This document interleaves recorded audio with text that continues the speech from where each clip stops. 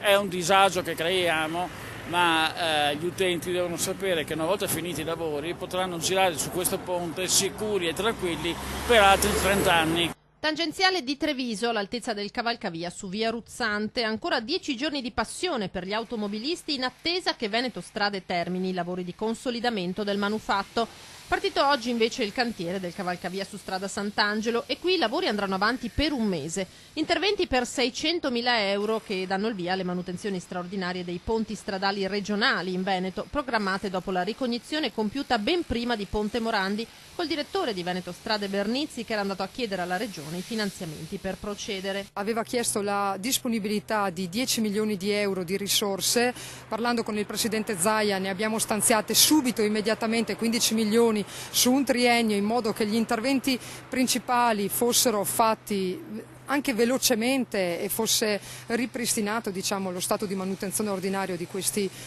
ponti, quindi ben venga. Questi 15 milioni noi stiamo partendo con una serie di ponti, di cui i primi 2 sono questi qua a Treviso, poi abbiamo altri 18 ponti.